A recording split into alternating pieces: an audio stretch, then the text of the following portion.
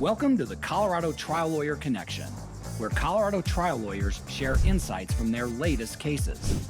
The pursuit of justice starts now. Welcome back, everyone. Keith Fuicelli here for another episode of the Colorado Trial Lawyer Connection podcast. Super excited for this episode because we're doing something a little bit different. Usually we have a lawyer on that talks about one trial and we do a pseudo deep dive into that trial and what worked and what didn't work. But this episode is different because I am honored to have my good friend Tim Galluzzi on from Cheney, Galluzzi, and Howard.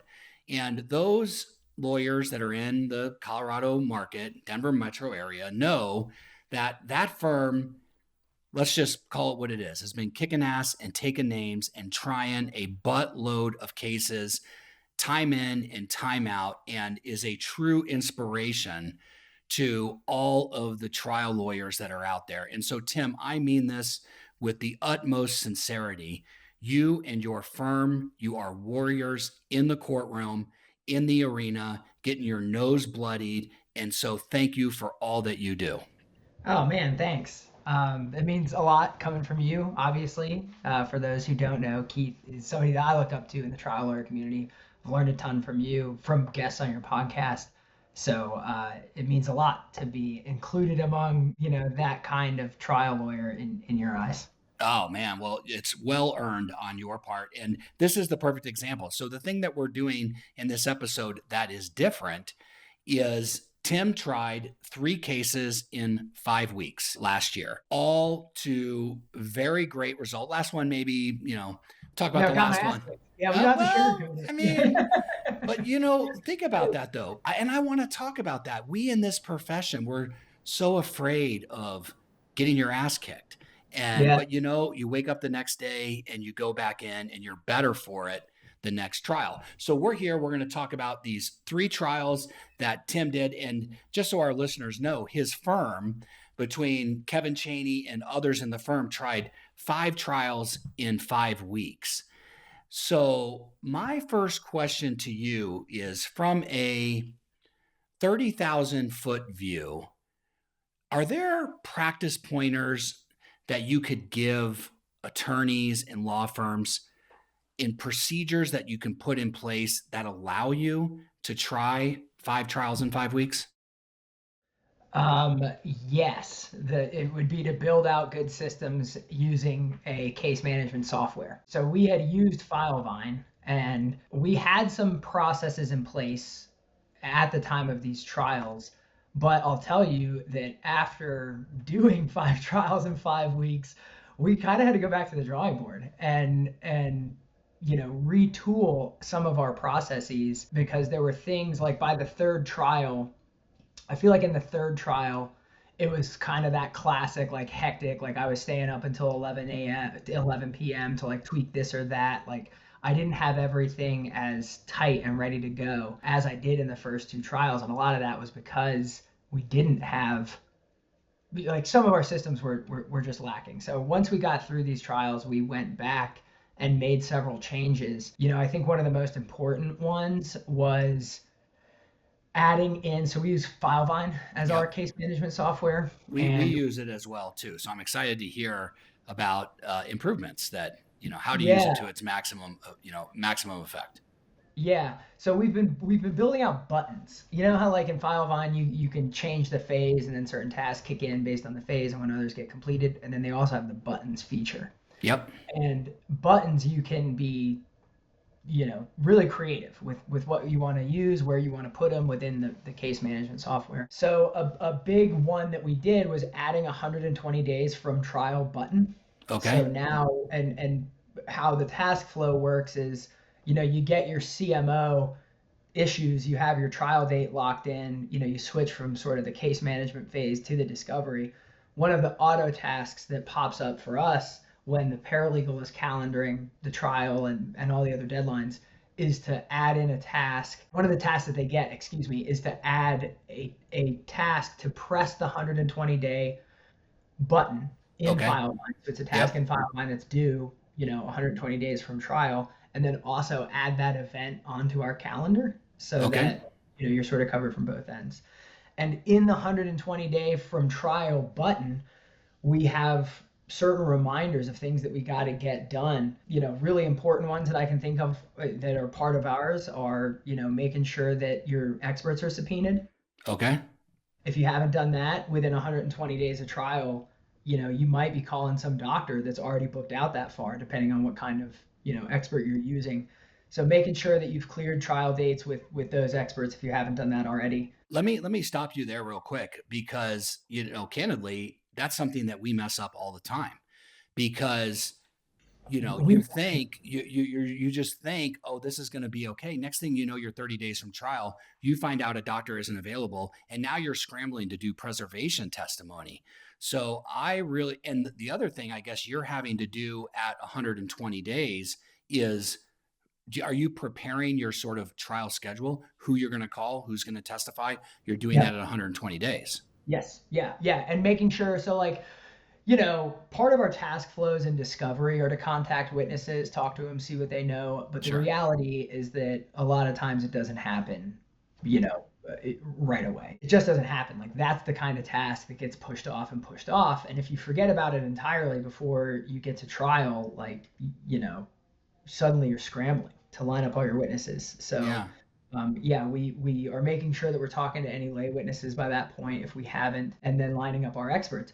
And this was again from these 5 trials in 5 weeks. Like this was something that we've messed up. There was one case where we had forgotten in one of those trials we had forgotten to lock down the doctor, Okay. and he was telling us that he wasn't available, and it was and it's just not a good look. It's not excellent lawyering, to allow yourself to get into that position. So it was one of those embarrassing missteps where you're like, we can't let that happen again. Yeah. Yeah. So, so now at 120 days, we're making sure that the doctors are lined up and their schedules are clear. And then the other thing that we're doing is getting certificates of authentication for records and bills to say that these are certified business records, so Okay. that you don't need to call in a custodian.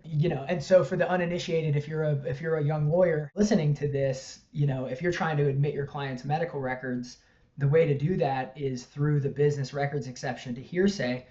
And to meet that exception, you have to lay out a certain, foundational criteria that these were recorded at the time the event happened, that they've been in the custody and control of the business, and that has to be vouched for by a custodian of the records.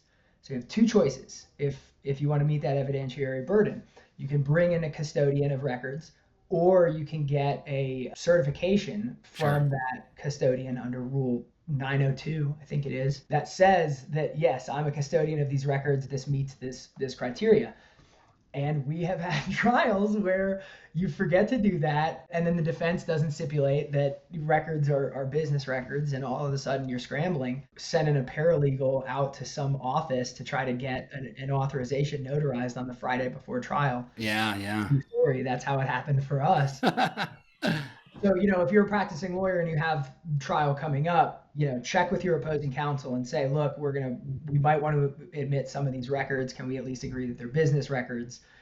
And you can have other objections, right? But like, we're not going to object about hearsay because of their business records. If they don't do that, then you're going to need to line up those certificates well in And advance. let me jump in because I'm just going to share some of my thoughts on medical records, because this is an idea of something that you can do at 120 days because you're conferring with defense counsel in good faith.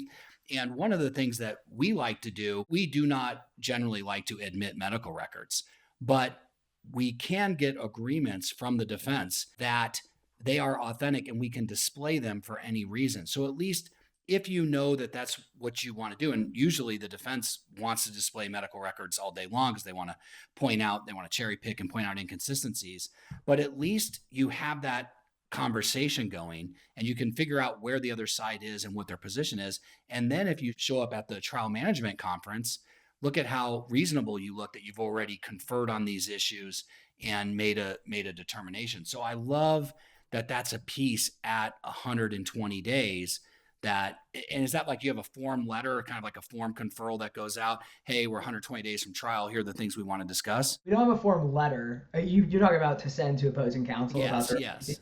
for about. No, but part of the task, so part of the 120-day button is to figure out if anything needs conferral and then to confer. Love it. So Love it.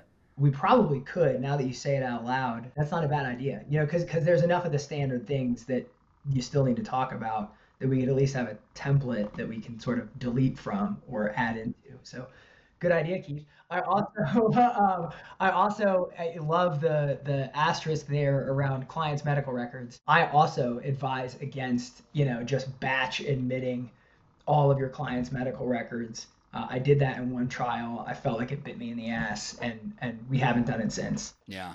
So are there any other things that pop up in your mind on 120 days to get ready?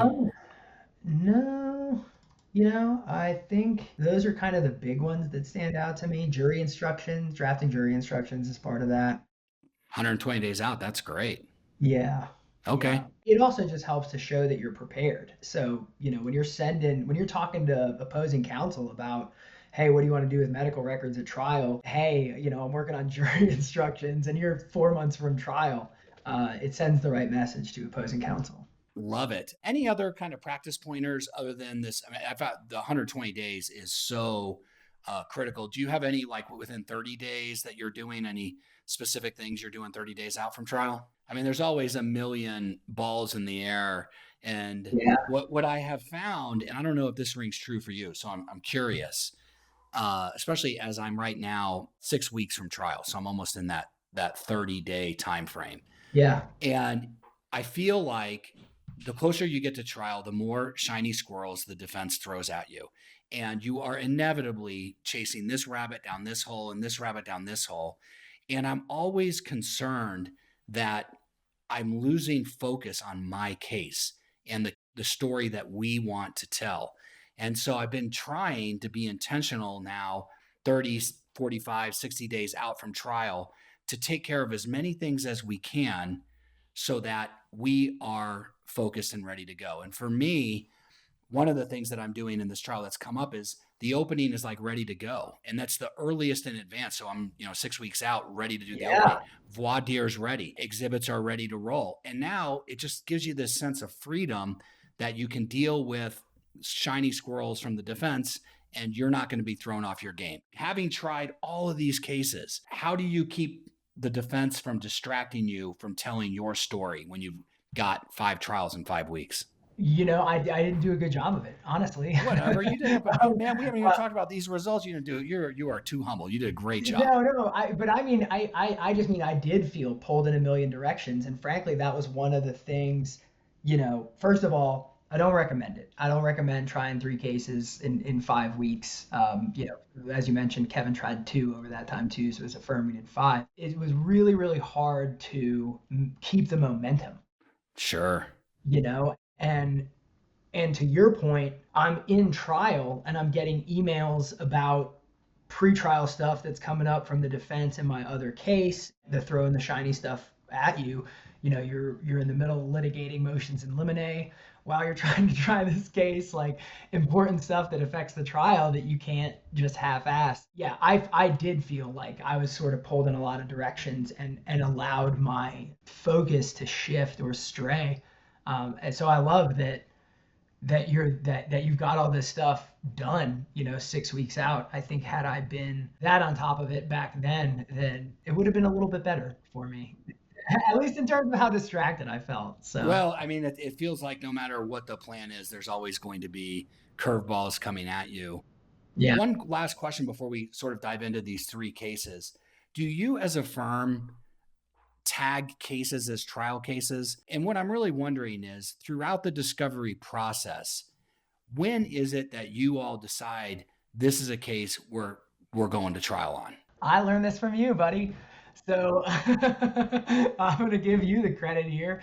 We do identify cases for trial, and it was probably, I don't know, man, 3 years ago where I was having a conversation with you and you were telling me about this shift in your practice where you had started to do that. And it was really eye-opening for me because I think if you don't do that, you just end up trying your shitty cases I because love that. and the reason why is that the defense is just going to throw a little bit of money at it. It's the kind of your crabby cases are the ones you never want to work on, right? Like those are the ones that get pushed down the road and pushed down the road. And where you end up is this point at which the defense has offered practically no money. So your client is like, I don't want to take it. And Yeah. all of a sudden you feel very behind the ball because you haven't given that case the attention it needs. And I've been there. Yeah. I've tried those cases, Yeah. Yeah. and Yeah. sometimes you get lucky and you squeeze out a win, but otherwise you're getting your ass kicked. And it's not good for the client. It's not good for you. It's not good for the overall satisfaction with your practice. So yeah, I would say for the last 3 years or so, we have been identifying cases that we want to take to trial. And we have very recently implemented a case rating system, Yep. and Yep. I think you guys do this too. Yeah, we So we do. rate them from 1 to 5 based on a certain amount of criteria. A 5 is over $1 million in damages, clear liability, and coverage to pay it. And when you rank cases that way, it's you just have to see it. And once you see it, like, oh, these are my cases that are ones, twos, and threes. Yep. I got to get rid of these, right? Like, and you can go to the client and be like, we've roundtabled this at our firm. Like, this is what 15, 20 people think about the value of your case, and like, your clients will love the honesty of like, Yes. this case is not triable. We cannot go to trial on this case, so we have to get it settled. Here's what I think the best we can do is, and fingers crossed that we can get there. If we don't, then that's the universe too. But like the reality is that there's not really a way to take this to trial. And yeah, just your trial practice. You'll feel so much happier in your trial practice when you do it that way, because you'll end up trying cases that you actually have a good shot on, and not all of a sudden feeling blindsided by ending up in trial on some crummy case. Yeah, I couldn't agree with you more. And sort of the epiphany that I had of late is just this whole idea of trying your good cases, which the Yeah. defense is, of course, trying their good cases, which are your bad cases. Right. And it's just so demoralizing to have these bad cases that suck up all the bandwidth of both your mental energy, your staff's mental energy, and you're stuck with these turds that there's no upside, and it's going to make you want to quit the practice, versus the converse, which is identifying your A level. We grade them letters, but still the Yeah. same idea. A level cases. And one practice pointer that we've been doing lately that we use in Filevine is we created an intangibles box. So right on sort of the case summary, we are identifying intangibles, things that might not be obvious in medical records. Client is lovely, or drunk driving, whatever the intangibles Yeah. are that are like trial case, disc herniation, no priors, those sorts of things. And then you're left with these cases that are inspiring, and you're not sort of beating your head against a brick wall wondering why you didn't settle X, Y, and Z. And the other thing is, and I just encourage this for any listeners, I preach this so much in the office, there is so much value in getting rid of a problem case. Yeah. And so we sometimes we want to kick that can down the road because we don't want to deal with it. And it's like the value in dealing with it and putting it behind you is immense. So, all right, enough pontificating from me. Let's talk about some of these trials. So, first trial you did is this Hummel versus Levis case, Denver County. Tell us facts of that case. Client was 24 years old at the time. She was rear-ended. She was a nanny for some kids, and she was slowing down to make a left turn in the neighborhood to take these kids home, and she got rear-ended from behind. Okay. The property damage was not that bad, but the defense admitted liability right away. There was only a $50,000 policy. Okay. She had disc herniations and permanent injuries. She was only 24 years old. So any prior neck or back issues, or clean yeah, case? that became a sticking point. So no is the answer. Like, she did not have a prior injury. She really did not have any real prior issues. Okay. She did, 8 months before the crash, go to the chiropractor one time. And in that chiropractic visit, she wrote that she had chronic neck and back pain from picking, likely as a result from picking up toddlers, because she was Okay. a preschool teacher before she started nannying these kids. in her deposition, eventually she gets her deposition taken, and she had told the defense lawyer that she did not have prior neck or back pain, and that Oh, she wow. had gone to the chiropractor basically just out of curiosity because she wanted to see what it was like. She was watching a lot of those TikToks about Yeah. like the chiropractors cracking people's backs, and she just thought it looked cool and like wanted to go check it out.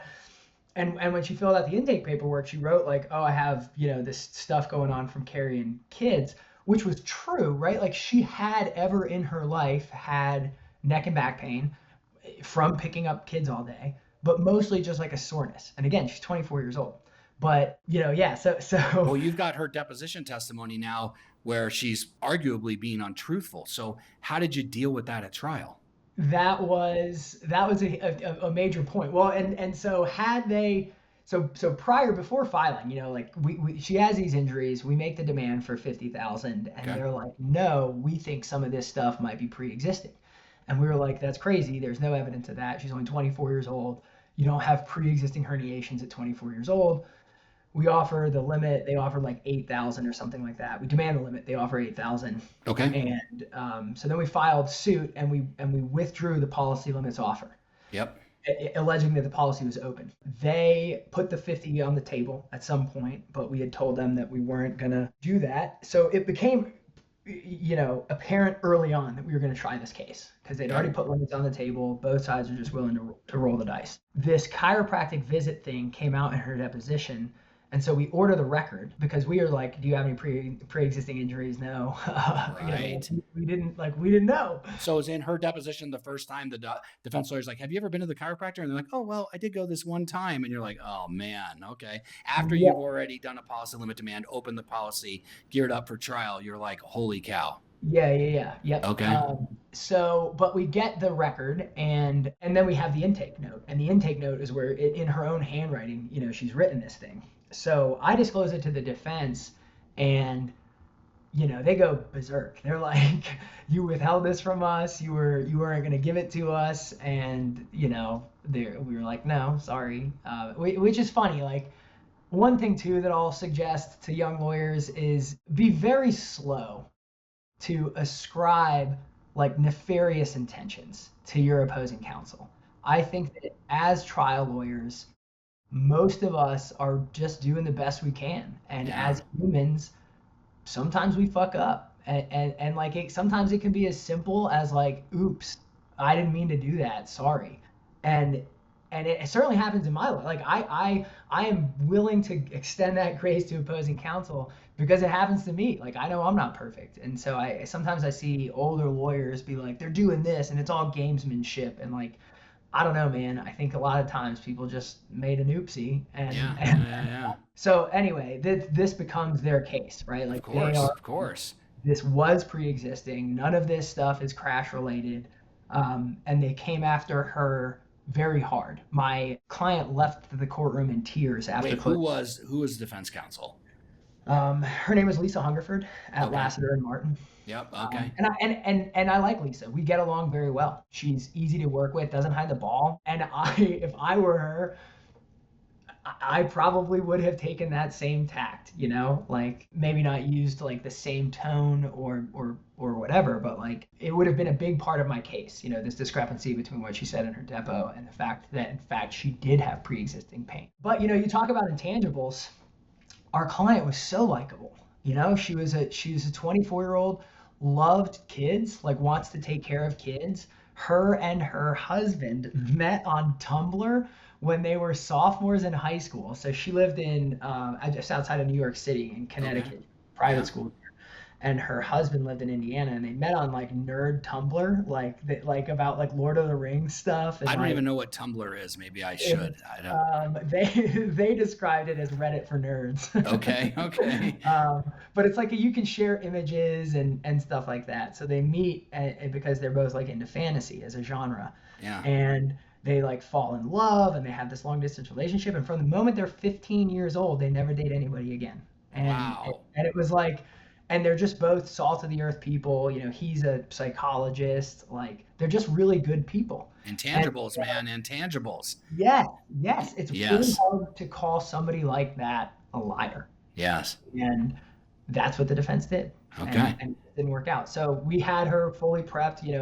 One of the things we do, we practice our direct. We have 3 pretrial meetings with a client.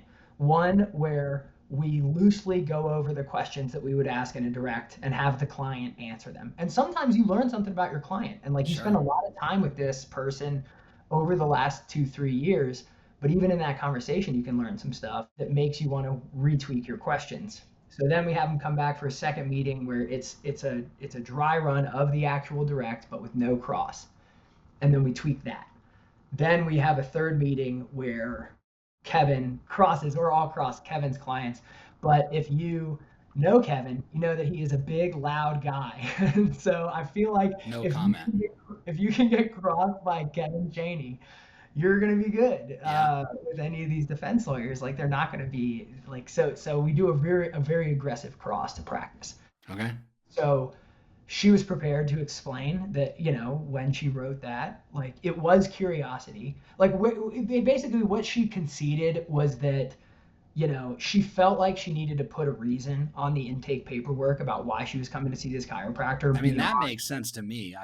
So that is I guess it depends on your perspective, because if you're a defense juror, then you're thinking BS. But in my mind, and of course I'm biased, that makes perfect sense. Like you got to put something on there. Why are you there?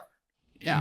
Right. And the defense is Jude, and so basically, because then the defense is like, all right, well, so then you lied about the reason why you were there, right? Either you were Yeah. untruthful here or untruthful about the reasons why. And what was your prepped answer to that question? That it didn't feel like dishonesty, like because it was true. Like she had felt like muscle soreness in her Sure. back, and so like she could with a straight face say, I've had soreness, like it, and that's why she was there. So the jurors afterwards, they really liked her. They clearly wanted to help her. The defense made a big deal of her social media as well, and the defense just didn't really go for it. So when you talk about intangibles, you can't weigh too heavily the fact that you have a very likable plaintiff that people will relate to and want to help. Yeah, for sure. So who was the carrier on that case? Was that State Farm, or who was it? Allstate. Allstate. Okay, so excess verdict, and were you eventually paid on that? No, we're still in collection. We're still in a collection fight now. So we are trying to get in touch with the defendant. So the defendant was not at trial. The defendant absconded to Mexico, is what the defense had told us. Turns out we don't actually think that that's true. But either way, so the defense is not going to appear. The defendant is not going to appear at trial, and we're worried because we think they're going to raise some kind of failure to cooperate thing, Okay. right? So Sure, like we're sure. not going to be able to, like, they're going to be like, oh well, the reason why you got a judgment was because she wasn't there. They were worried that it was going to jack up the verdict. That the jury was going to be pissed the defense is not there and they have Yeah. to be, et cetera, et cetera. So we agreed to a jury instruction that instructed the jury that they were not to consider the defendant's absence one way or the other, which I felt like protected us on the back end. So after trial, we have now been trying to track down this lady who's the defendant to have her assign, the right to Like a go basher collect. agreement? Exactly, Yeah. to go collect. And we have found her twice to serve like interrogatories and stuff, Yeah. but we haven't found her to like have this conversation. All right. So All right. Well, let's talk about the next one. So that trial, I've got the dates here, so I'm looking at. First trial is July 22nd through the 25th, and then less than a month later, Weir versus State Farm, Boulder County. Tell us a little bit about that case, and I'm curious who your judge was. So my judge was Chris Larson, who was a U.S. attorney for a long time. And boy, does he believe that his courtroom is federal court. I love it. Was it good or was it bad? I mean, candidly. How do I answer that? I You can liked be him. polite. You can be. No, yeah. So to be clear, I liked him as a judge. I thought that some of his rulings or just kind of the way that he ran his courtroom was more like form over substance, which has Okay. never been my way. Like I'm a very all rules are gray kind of person, and a federal judge is not that way. Like Yeah. or a federal court practitioner is not that way. So yeah, so he was my judge. He had been, I think we were his second trial since he had been appointed to the bench. So really early. But yeah, the Weir case of the 3 was my favorite trial. My client was a jiu-jitsu training partner of mine. She is a Boulder County Sheriff's deputy. Okay. And She was rear-ended in this crash in Boulder County. It was a bad crash, so like no question of injuries. Then she has an MRI. She had 3 disc herniations, and then she had a digital motion X-ray that showed cervical instability. Who did that? Was it Katz or did you use Yep, Johnson? Evan Katz. Okay. Evan Yep. Katz, who I also trained jujitsu with. In fact, Evan and I both got our black belts from the same guy, who is Amal Easton, who runs Easton Training Center, which is one of the bigger martial arts academies in this area. So like Evan knows her too. Wow. Okay. And there's another guy that trains at Easton. His name is Vasily Iliopoulos. He is an MD. He went to Cornell, I want to say, like he went to an Ivy League school for medical school, and he opened up a regenerative medicine clinic in Boulder. Okay. He does like prolozone and stem cell treatments and all that stuff. So she treats with Evan, and does Cairo and gets back to like a stable place, and he discharges her from treatment. She probably had like 15 grand and it just in Cairo. Okay. And then she had one prolozone injection with Dr. Voss. Her total meds were 20 grand. Got it. And then she's discharged from treatment, but everybody agrees that she has a permanent injury, right? Like you can see the herniations, the instability is permanent. And more than any client I've ever had, she was very diligent about her home exercise program. Literally every night, literally every single night. She does traction, she does Theragun, like, and she worked with like a personal trainer to get like corrective movements that would help her with longevity and all of that. Just a very diligent person about her care, but not the traditional like, oh, I went to PT, then I did steroids for pain management. Like it was very much outside of the norms of medicine. So Well, they you're just, in Boulder. I mean, that's like perfect. yes, exactly. Intangible. Yeah. Intangible. And man, like all of our witnesses were Boulder through and through. Evan Katz's office has been in Boulder since, the early 2000s, I want Yeah. to say. Forever. Amal Easton has run that Jiu-Jitsu Academy since 1998. Like all of our witnesses were like, oh, I've been in Boulder for 2 decades. I've been in Boulder Wow. for 2 decades, and so like already like our witness lineup is like my friends, right? Like Amal Easton, my jiu-jitsu coach, was one of our witnesses because he was talking about the effects on her life. And it was one of those cases. So there was 100 grand in at fault, and we get the policy limit, and then she had Was another that 50. was that a challenge to get the policy? I mean, based on the facts you said, I can see a lot of insurers balking at paying the 100 there. Yeah, with only 20 in meds. Yeah, we had to Yep. file suit. We had to Okay. file suit. And I think they paid, and she had her deposition taken, and I took the defendant's deposition in the underlying liability case, and then the case settled. Okay. So we make the demand for the 50, and yeah, they're like, "What are you talking about? Meds are only 20. You just got 100. Like we're good. We're Yeah. not paying anything." Yeah. And so we file suit only for the benefits, Yep. not for No bad. bad faith. No No no bad. unreasonable delay and denial. Right. And because we really didn't think that we had a leg to stand on, right? Like they could say meds are only 20, another 80,000 to cover non-economics and impairment is plenty. Like I just didn't think that we would survive summary judgment. Sure. In hindsight, that was a mistake. And there's like, I'm not one of these plaintiffs lawyers that's like, oh, you got to try to work up a bad faith claim like anytime you're making a UIM claim. Right. But I do think that I could have done more to try to test the reasonableness of their denial. Because at that point, did they not have a medical opinion? They didn't send her off for utilization review or record review or anything? That's right. They did Okay. not. Yep. Yeah. They were just like, yeah, we think based on this that there's not. And I think that I could have just done more there, and I did allow them to interview her by phone. Like I suggested, I was like, oh, well, like I get it, only 20 grand in bills, like talk to her, right? Like Yeah. once you talk to her, you'll Yeah. see. And they did that. They interviewed her and still stuck with the denial. And so I just felt like, look, they tried, they just disagreed with value. But it was one of the jurors. One of the jurors after trial was like, why didn't you guys sue him for bad faith? And I was like, man, good call, Mr. Juror. I sure wish that we would have. But yeah, so we go to trial on this, and they hired Dr. Chen, who has been on all of our cases, I think. He's a work comp doctor. He's a very wealthy doctor. Yes, very wealthy, doing this work, not Yes. not Yes. not doing real medicine. And he was like, you know, all this prolozone stuff, it's outside the standard of care, it's garbage treatment. First of all, she's not injured, but second of all, even if she was, like, this treatment isn't the right treatment for these alleged injuries. And at trial, we're getting ready for trial, and I'm talking to our experts, about their testimony, about what they're going to say, and I'm talking to Dr. Voss, who again is a buddy of mine.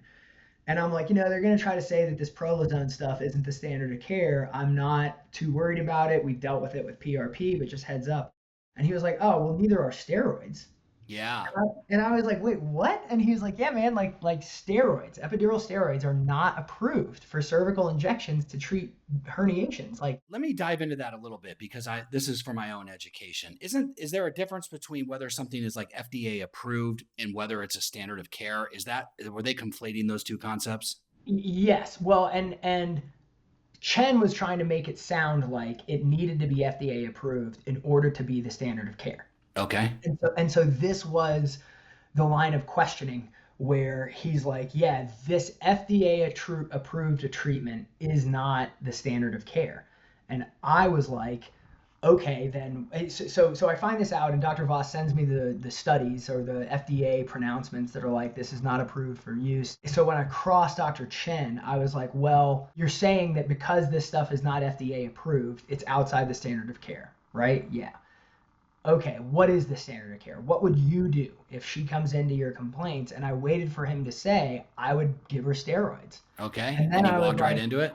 yes, well, Dr. Chen, steroids aren't FDA approved, right? And he was like, no, I think they are. I think they are. And so I had to impeach him with a learned treatise. And Wow. here's one of my mess ups. So here's the deal. If you're in front of Judge Larson, disclose everything early as much as you can all the time. He's a real stickler for disclosure. So much so that in my opening statement, the Friday before trial, I came and I dropped off all my stuff in the courtroom, right? Demonstratives, all the stuff we're going to use. One of the things is a 3D spine model. Okay. It was hanging on a rack, sitting by counsel table. Friday over the weekend, it's there all Monday morning when we're picking the jury. Monday afternoon, I go to do my opening statement, and I start talking about, spinal anatomy and discs and shit. And I go to grab this 3D model, and I'm pointing to it, and he sua sponte objects, and is like, Wow. Mr. Galluzzi approach. And we go to the bench, and he's like, did you disclose this to the other side? And I was like, what do you mean, Judge? Like, it's been, yes, in the sense that it's been sitting in the courtroom all day. Like, I think that I could only, like, what? And he was like, no, like, unless you showed this to opposing counsel and said, I'm going to use this in opening statement, then I'm not going to let you use it. And he looks at the defense lawyer, of course, and is like, are you okay with Mr. Galluzzi using this? And she's, she sees what is happening, and she's like, no, of course not, Judge. He just disclosed this. And, like, it was Rebecca Wagner, who I also really like and get along very well with.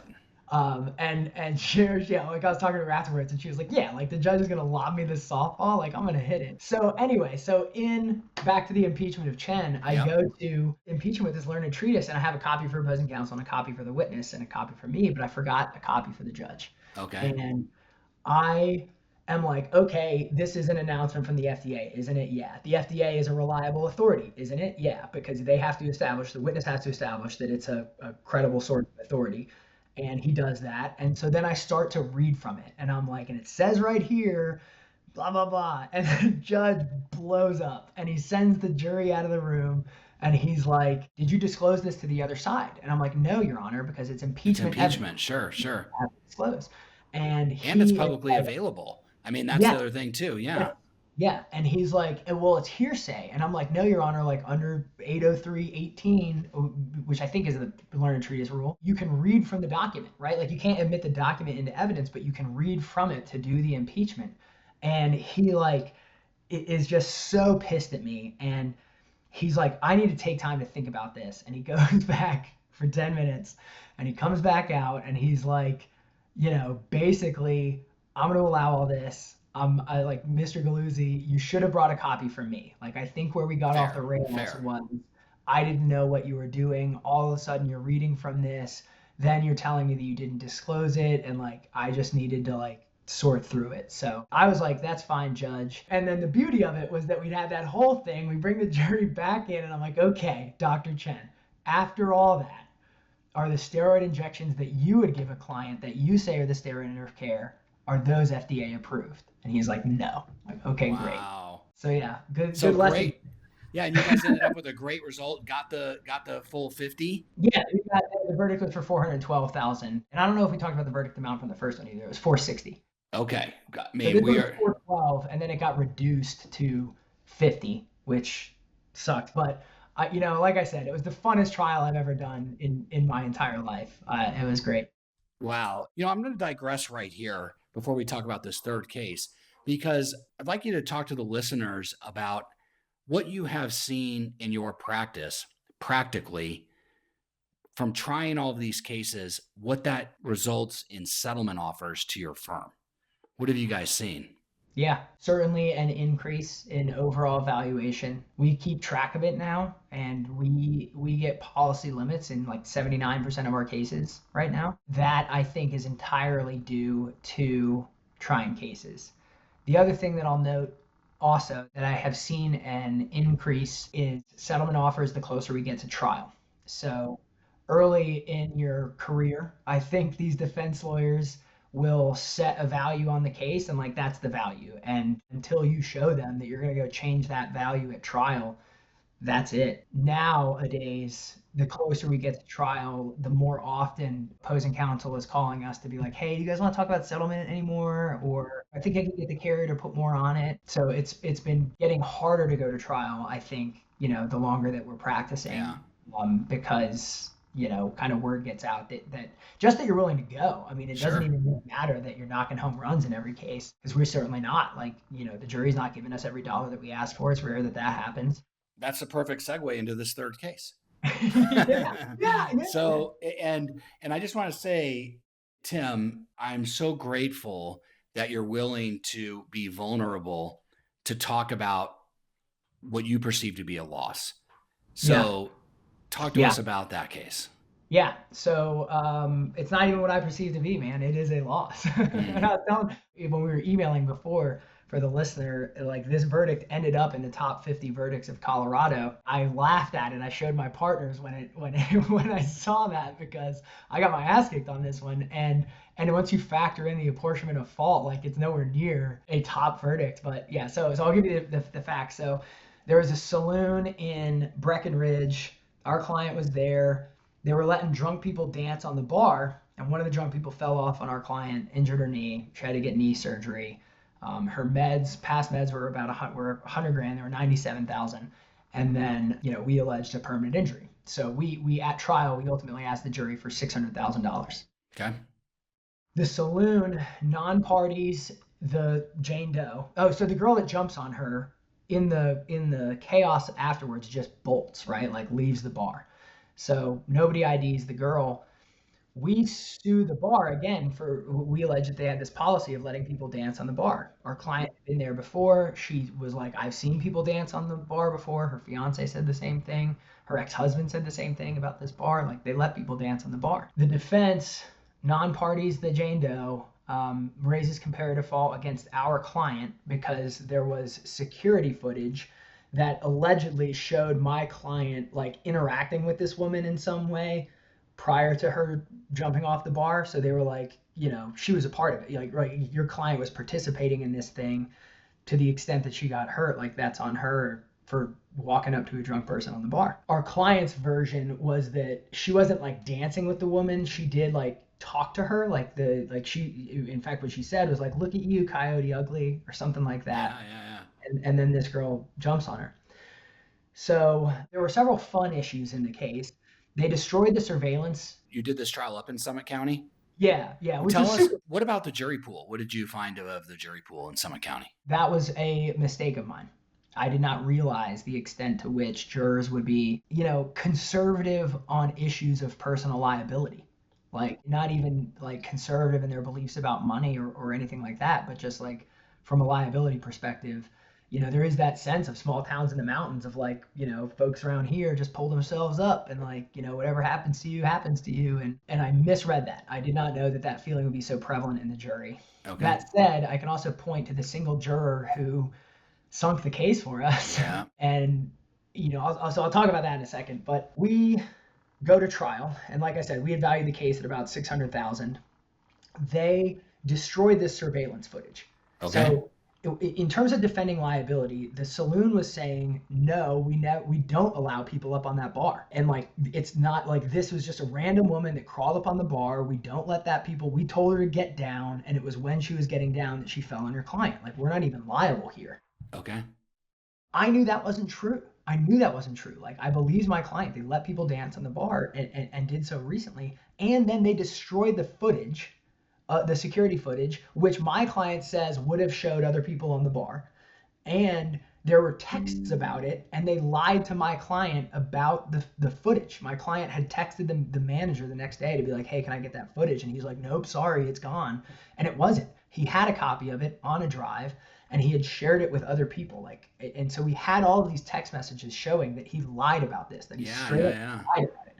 And I felt like this was one of those things where like you have an issue in a case and you just latch on and you don't really like see the rest of it. Honestly, it would have been a good case for a small focus group in retrospect. So did you get a spoliation instruction based on yes, the? Okay. yes, yeah, for So sure. you're thinking, great, I'm about to get a spoliation instruction. They're going to be angry. This bar is liars, and you go in guns blazing. That is 100% the setup. And like everything else in the case is very clean. Like the knee injury was what it was. They didn't even hire a defense expert. And I asked for 600,000. Oh, so then I call their witness adverse as my first witness to show that he's lying. Talking to the jury afterwards, they hated him. They looked at the defense lawyers and they were straight up like, I don't think that guy had any integrity at all. Yeah.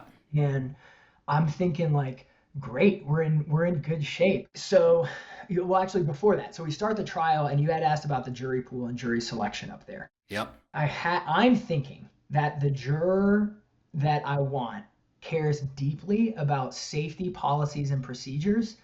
One, being known and well recorded, and two, being enforced. Because they said they changed this policy. They were like, we used to allow people on the bar, but we don't anymore. But they never wrote that down anywhere. They never posted any kind of sign. They were like, we just told our employees orally. And so I was looking for jurors that would be like, no, if you're going to change your policy, you got to train your people the right way. And one of the jurors that I talked to was the safety manager for a mine up in Germany. And he's like, if it's not in writing, it's not a policy. Like you've got to write this shit down. You got to enforce all this stuff. So I keep him on the jury. The superintendent of Summit County Schools is on the jury, so everybody knows he's going to be the foreman. Yeah. Wow. And in jury selection, that was the first time that I got like kind of nervous, like about some of the responses that I was getting, that I was hearing them give the defense about this Jane Doe and where is she, and like didn't she do all this, and even if the gold pan had these policies or didn't, like I was getting nervous about some of those answers. But then I had what I felt like were great jurors, and I was like, just wait until they learn that this saloon manager lied. Like it's gonna be all over for them. Yeah. So we try the case. It goes very quickly. We try it in 3 days. And then the jury gets the case at, I want to say like 2 p.m. Thursday. We started trial on Tuesday. Got it. And the jury gets the case at like 2 p.m. on Thursday, and they deliberate until like 9 p.m. Holy cow. Yeah. And we asked them, do you guys want to go home and come back? And they're like, no, we want to finish deliberating. So they send out a couple of questions, and I wonder if I can't remember exactly what the questions were, but they had me thinking that we were in really, really good shape. And then the last question that they asked, so here's what it is. So this was a premises liability case, and then they raised not comparative fault non-party. So the jury had to answer like 10 questions, right? Like, were they negligent? Did it cause damages? Was this other person negligent? Did they cause damages? Was this other person negligent? Did they cause damages? What's the apportionment? What's the amount of damages? Okay. And what we had to prove was that there was a dangerous condition, i.e. people dancing on the bar that the bar that they created. Yeah. So we get a question during deliberation that says, Judge, is the danger the person or the bar? What could be the dangerous condition? And like they meant like the bar generally or this woman. And I'm thinking like, okay, we're probably in good shape either way, because there's a way to read this that's scary. And that's if it's just that one person, then we're not going to say that they had knowledge of that dangerous condition or whatever, or not Sure. enough evidence is there to show that she was dangerous. But I'm thinking that like there's good enough jurors in there that even if that's the way this question, they decide this question, even if they decide, no, no, it has to be the person, like I feel like we gave them enough evidence. And then they tell us, then we get another question that says, are the percentages assigned in question 10 in reference to our answers in question 9? And what they are asking is, does the apportionment of fault affect the damages? Okay. But because this is the literal verbatim question. Are the percentages assigned in question 10% in reference to our answers in question 9? Writing the percent next to 10 there was just a mistake, right? Like they didn't mean it. It's clear that like what they're asking is, are the percentages assigned in question 10 in reference to our answers in question 9? And I'm telling the court we have to answer this because the answer is yes. Like it does affect the damages. They deserve to know that. They can know that. Yeah. And she's like, well, I don't even know what they mean by question 10%. And I'm like, Judge, come on. Like, they don't. And while we're debating that, they tell us that they have a verdict. Oh my goodness. Okay. So the verdict comes in, and that, as you know, is the scariest moment in trial when you know there's a verdict, but it's not even during deliberations. It's when the verdict comes in, but you don't know what it is. And they come back with numbers that were not good. So we, like I said, we asked for 600,000. We asked for 90% apportionment to the bar, 10% on Jane Doe. Got it. Yeah. They asked for I think 75% on, 75% on Jane Doe, 12.5% on them, 12.5% on our client. Got it. The jury came back with 15% on the bar, Oh wow. 25% on my client, which was double what the fucking defense asked for, Oh my and God. and 60% on Jane Doe. So, and then for total damages, they returned an award of 155.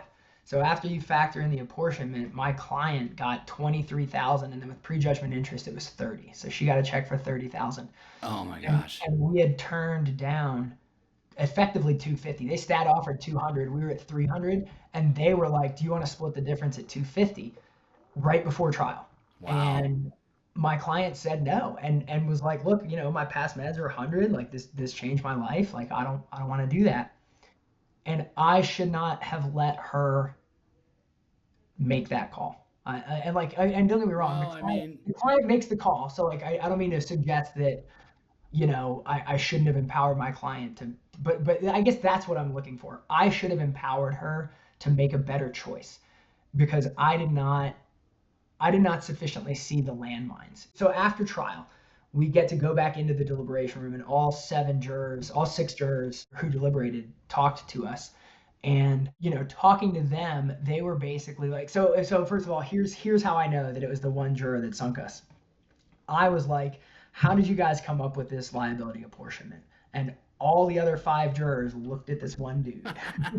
And then I was like, cool, how'd you guys come up with your damages number? And all 5 of the other jurors looked at this one dude. And I'm like, oh okay, you man. were, you were the holdout. And I really do think that he was the one that kept them there that late.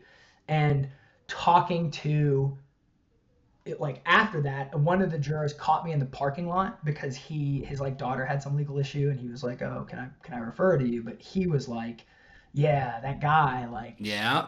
and he was like, and don't get me wrong, like we eventually like we agreed with him, et cetera, et cetera. But so in talking to the jury, they were basically like, "Look, your client's a Breckenridge local. She knows what gold pan is. She Yeah. was the one that was telling us like people dance on the bar there. Yeah. So Yeah. Yeah. It's almost the like fact that assumption of risk type thing. yes, Yeah. 100%. And he was just like, I just felt like, where's the personal accountability? Like she went there, like you go to a ruckus bar, like stuff happens, and like that's that. Wow. And then with respect to the award, they gave us all the economics, 50 grand in non-economics, and then zero in physical impairment, even though we had uncontested medical testimony that her knee would not get back to baseline. And he was just like, she does what she wants, like she can still work. Yeah, it hurts her sometimes, but like she lives her life. And I just felt like there was no impairment there. Wow. Well, sorry about that result. I have been there and I have done that where I've turned down tremendous amount of money and gotten defensed. And that is tough, man. That is something that only people like yourself that are in the arena getting their nose bloodied can understand the weight that sometimes comes with the responsibility that we have representing people on these cases. So, Yeah. Tim, I just want to give you kudos again for your amazing work and the work that your firm is doing and all these three back to back to back trials. And thank you for taking time out of your very busy schedule to help educate other lawyers in Colorado on how to better do trials. So Yeah. thank you so much for coming, man. I really appreciate it. Yeah, no problem at all. I'm glad that we ended on the loss, quite frankly, because I think that that's the single most important part of being a trial lawyer is the willingness to lose and to get your ass kicked. And, I mentioned jujitsu. I've been training jujitsu for 20 years before law school. I fought MMA actively. And so I've had my ass kicked literally, Yeah. thousands of times Yep. by this time in my life. And there's nothing like it's so healthy. I was thinking the other day how like it's so important to just lose sometimes in your life. And if your life is set up in a way that you are never being challenged, that you're Yep. never coming up short, that you're Yes. never losing, like fix it because you're not doing it the right way. Like you have an inflated sense of who you are. Like you got to get your ass kicked every now and then to keep your ego in check. And I mean, check out jujitsu or some kind of sports endeavor if you're looking for that kind of thing. It certainly is there. But Well, isn't it? It's the whole David Goggins thing. It's like you lost good. You got your yeah, ass kicked good. right. Good. Yeah, Good, good. good. It's hard, good. Yeah, So again, kudos to you. Can't wait to have you on your next verdict and your next big victory. Cause the thing is every time you're doing this, just learning new things better and better and better. And all the stars will no doubt align in the near future. So yeah. thank you again for coming on. I really appreciate it.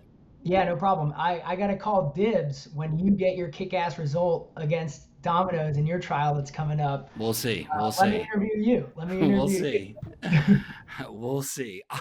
All right. Well, thank you all for listening and joining in. Obviously, the whole mission of this podcast is to educate Colorado trial lawyers on how we can better represent our clients and better try cases. And these three cases and what we've learned is the perfect example. It's Exhibit A of why we do this podcast, honestly. So thank you everyone for tuning in. And until next time, I'm Keith Fuicelli, tuning out from the Colorado Trial Lawyer Connection podcast. Thank you for joining us. We hope you've gained valuable insights and inspiration from today's courtroom warriors. And thank you for being in the arena. Make sure to subscribe and join us next time as we continue to dissect real cases and learn from Colorado's top trial lawyers. Our mission is to empower our legal community, helping us to become better trial lawyers to effectively represent our clients. Keep your connection to Colorado's best trial lawyers alive at www.thectlc.com.